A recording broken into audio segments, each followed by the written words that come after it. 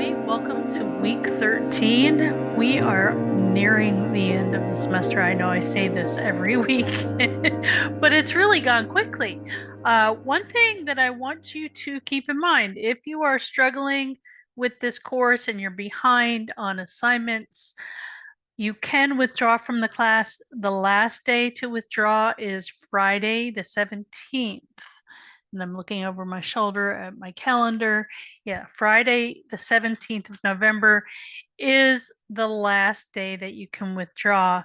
So, if you're desperate and you're like, I don't want to fail a class, but I just don't have it within me to complete the class, by all means, you can fill out that paperwork, request the withdrawal through the registrar. And withdraw from the class. It doesn't harm your GPA. It just means that you will have to take the class again. So, do what you need to do in order to survive the rest of the semester. This week, we're going to learn a little bit more about argumentative writing. There are a few resources that I have available to you. They're not required viewing, but they are both very good videos, the two crash course videos that are listed at the bottom of the watch page. Oh, they are required. They're embedded in the argumentative writing Canvas page that I have up here. So remember that you're answering the question, does technology make us happy or happier, or some aspect of it, technology? I know technology is a really wide term and it encompasses a great deal of things. So it could be anything like phone use, your mobile phones, social media, gaming, that kind of stuff. Do any of these things make us happier? And remember that this is an argumentative research essay, so you're choosing a side, yes or no. And how you answer that question is going to help you to formulate a really strong thesis statement. Last week, we had materials that introduced you to the thesis statements, and you did a discussion board post on with your working thesis statements and your working titles. So keep up the good work with that. Make sure you take a look at my feedback in the comments so that you can be steered in the right direction for a really solid thesis statement. So this is the kind of thing that we do with each argument. We take a side, yes or no, right? And we use sound reasoning and evidence to support our position. So that's where the research portion of this last paper comes in, right? You are looking for evidence, and I have given you that handy supplemental research handout, and you hopefully now have the skills to use the library database if you want to go elsewhere and search for sources. But you're going to look for evidence from those other sources, three other sources, and help support the position that you've taken in this argumentative essay. This week, you're also going to be learning about how to properly cite your sources in your writing so that you aren't guilty of plagiarism. Last week in week 12, there was that whole plagiarism module that hopefully you've worked through, and you took the plagiarism quiz so that you're pretty secure in your understanding on plagiarism, and that includes AI, right? Chat GPT and other software like that.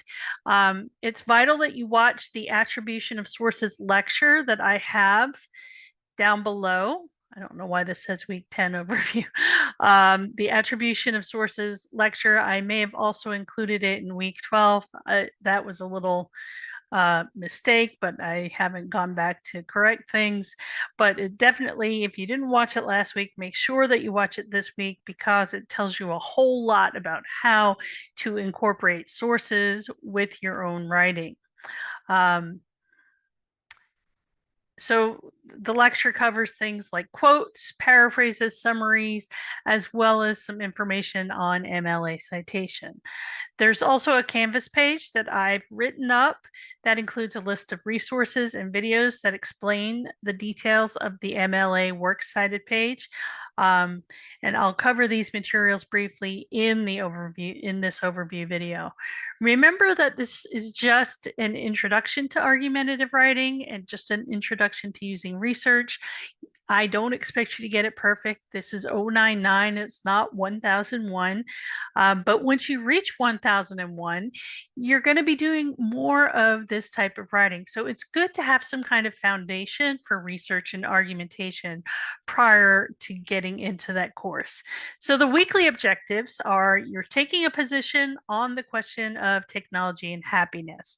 You did your working thesis last week, and maybe you've started to do a little bit of research and preparation for your rough draft. And it could be that maybe your stance has changed a little bit now that you've done a little bit more reading, right? And that's fine. That happens a lot in the writing process. We sometimes have to switch gears. We thought one thing before we started writing, and then we start research and writing, and then we're like, oh, wow, I really need to change direction here.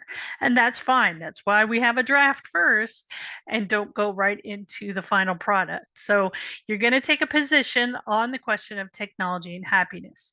You will learn how to implement correct MLA citation and formatting.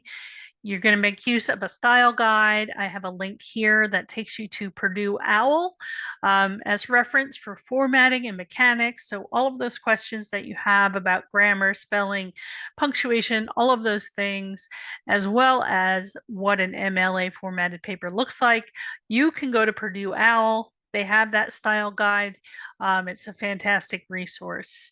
And then you'll compose a rough draft of your research argument essay. So there are a lot of materials, as I said before, lots of resources available to you this week to help you with the essay number 3 rough draft. We have some grammar resources, learning about parallelism and parallelism with not only but also, and that will prepare you for the grammar quiz number 9. There is also in the writer's practice a section on using sources. So you can go to pages 148 to 150 in the PDF and see what John Warner has to say about using sources. Additionally, there is the Using Sources resource from the University of Mississippi Rhet Lab. And this is several pages long. I'd like you to go through the whole module since it helps you with integrating information, talks about the source sandwich. Some people may have been introduced to the hamburger method of citation, but it talks about transition, introduction, using a signal phrase, quoting, paraphrasing, or summarizing, the citation that follows, and the explanation of the material's relevance. This here is related to what the crash course video last week had to say, and that was on quotations and citations. And towards the end of the video, the speaker in the video introduces you to the swag technique, which, setting the stage, the words, the attribution, going into detail, and going forward. So this is yet another variation on that theme. So read through this information. Again, there are practice quizzes that you can work on and check your answers, learning about paraphrasing, summarizing, and quotations. Again, a practice page there. Quotations. So lots of information about how to use quotations, how to use MLA citation, that kind of thing. Practice page and applying. So using sources checklist. This is a really nice checklist. So if you want to, you can print it out for your reference. Handy to have. And then, of course, information on citing sources as well. So you click through all of that. It talks about the MLA citations and works cited page. Essentially, this is information that I also go over in my video on attribution of sources. But this is a really good resource for you to look through. So take your time working through it. And then I have a few other things. I have a PDF called How to Write a Researched Argument. This is from a book that I used to use that I no longer use. I mean, it's a good book, it's a good textbook, but I am really more concerned about saving students money. So I try to find open access materials when I can. But I did take this from the student's companion to the writer's loop, and made it into a PDF for my students so that they could read through that as well. Next resource I have is the argumentative writing page. So this is where I have those 2 crash course videos on argumentation, critical thinking and argumentation, followed by some notes, and then evaluating arguments. So that's really more of an introduction to argumentative writing, and then a few other things about effective arguments, making sure that you take a position, provide support for the position, provide any necessary background information, and then responding to opposing arguments. So make sure you take a look at that as well. And then here I have some drafting tips for taking notes on sources and curating quotations. This is actually an activity that I do in my in-person classes. It's an in-class activity that we do. So I thought I would provide you with this information instead of trying to make you do yet another assignment. But this can help you to practice taking notes on your sources, doing what we call annotation as we're reading critically. So if you can choose a source that you've located that addresses your research essay, and as you read through it, take some notes that include the following elements as they apply to your specific sources. So of course you want to keep track of your sources. Very important to keep track of what you're doing when you're writing research. So you would write down or type in the author's full name and their credentials if those are available, the title of the article or the web page that you're reading, the title of the publication. So that could be an academic journal, a newspaper, a magazine, or the website that you are on. And then try to figure out what the thesis or the main idea of the article is. And then similar to what you did when you were evaluating sources, remember I had you choose a source and evaluate it a bit. You're going to think about the evidence or the support that they have for their own argument, the significance of that source to your own research. Does it apply to your research? Sometimes we read things and we think it's going to apply and we'll be able to use it in our papers. And then after we read through it, we realize, yeah, this isn't really appropriate for what I'm trying to do in the paper. Questions that you have, and this is where the annotations, do you need to do additional research? Are there words that you don't understand? Something that you might not understand about the author's argument, or perhaps you're taking a position of opposition, right? Maybe you don't agree. Maybe you doubt what the writer has to say, and that's perfectly fine. That's how we become critical readers and critical writers. Additional ideas or responses, as I said before, agree, disagree, are you confused? Is there that yeah, but?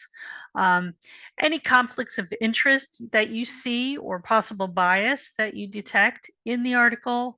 And then, of course, you want to write down page numbers if they are available. Since you're mostly working with electronic sources and probably websites for the most part, you aren't going to find page numbers, and that's okay. And that's covered in that attribution of sources video. So important stuff to know. And then you want to choose some quotations from your article if you want to use them in your essay. So when you're selecting quotes, you want to keep in mind that using quotations in your writing has to be a less is more attitude that you have. Specifically, you should use quotations in 4 writing situations if the quotation preserves clarity or accuracy. So if the author says it best and you cannot say it better or similarly in your own words, then use a direct quotation. If the quotation captures a phrase that the author coined, yes, use a direct quotation. If you want to discuss the language of the quotation itself in your paper, that is, you want to analyze what the author is saying in a certain portion of their article and you want to respond to it, yes, use that exact direct quotation. Or the quotation uses especially memorable language that expresses the author's style, right? And the author says it best. You want to use that quotation. What I don't want to see is a student using humongous blocks of text to try to beef up the length of the paper. That's a very novice mistake, but it is something that you really have to try to get away from. It's not a game of how many sources you can incorporate in your 4 to 6 pages. It's really, I'm more interested in what you think and how you can support your own ideas with chosen, select, judicious use of quotes, right? Not overabundance of quotes, but really good, juicy quotes that really help to support your unique position. Okay. And that's something that takes practice. I know you're not going to get it perfect right off the bat, but try your best. Okay. So these drafting tips are really helpful.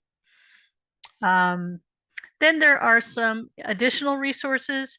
There is a PDF that you, that you can download on documenting sources in MLA style 2021. That was the most recent edition. We are in MLA 9 right now.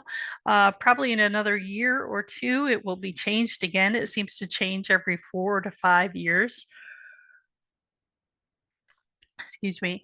But this is a good PDF to get your hands on and have in your files as a source to go back to if you have questions about the works cited page, in-text citations.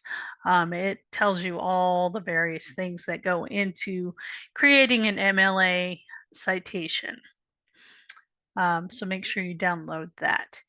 And the other resource is Citation Machine.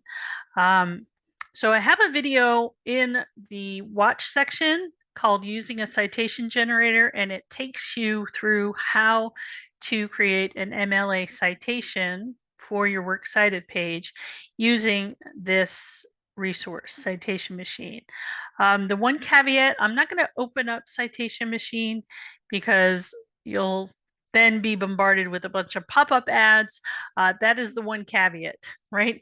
You get some pop-up ads, or you might have to watch a video. It's usually a 30-second ad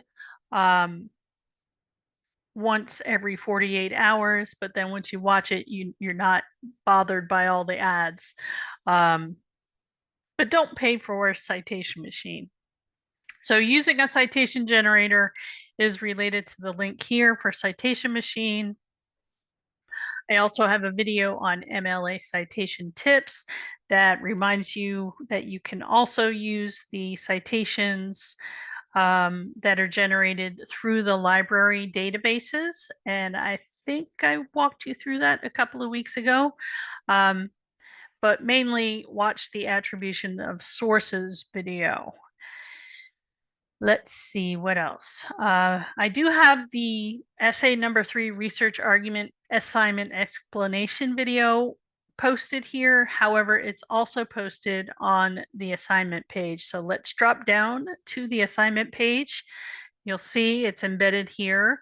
Please watch this video. I know it's another, over 10 minutes long, right? So it's another 10 minutes, but I really want you to understand what we're trying to do with this video. So I recorded this video that takes you through the assignment directions and explains it in great detail so that you're clear on what you need to do for this essay. So I'm not going to take a whole lot of time to explain the essay here, but just remind you that the essay should be 4 to 6 pages, 1,000 to 1,500 words. Yes, that means your rough draft should try to be as close to those 4 pages minimum or 1,000 words minimum. I know that seems like a lot, but that is the bulk of the work, right?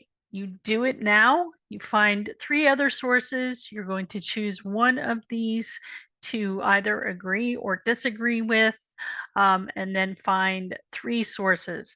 This is the supplementary research handout that I posted a while ago, and that opens up for you here. So we have additional resources. So other articles that are written in response or related to each of these foundational articles can be very helpful for you. Some of them have more resources than others. You are welcome to go outside of that and do your own research. I don't have a problem with it, but again, you want to be critical about those sources and make sure that you're evaluating them so that they are reliable and relevant to what you're trying to do in your essay. Okay, so essay number 3, rough draft, is due Sunday, November 19th. There is a rubric here below. So read through that to see what sorts of things I am looking for in your draft. And remember that once you submit your draft, I will take a look at it. I will provide you with extensive feedback, any kind of corrections that might need to be done, and then you will do your revision. Your revision isn't due until the 15th, week 15, not the 15th. So you have 2 weeks to work on your revision. Remember, next week is Thanksgiving week. We don't have any work due. But if you want to submit a pre-revision or a second draft for me to take a look at and provide feedback before you do that final revised draft, I'm happy to take a look at that and provide you with feedback. But so yeah, the rough draft, try to get it as close to 4 pages at least, or 1,000 words at least, and then make sure that you do that grammar quiz number 9. And that will be it for this week. It's a lot of stuff, I know. It's a lot of information to take in all at once. And there are a lot of related resources, but these related resources will help you in the process of creating your first research assignment. So good luck with everything. And if you have any questions, you know how to get in touch with me. Have a great week, everybody. And remember that withdraw deadline is Friday the 17th. All right. Take care. Bye-bye.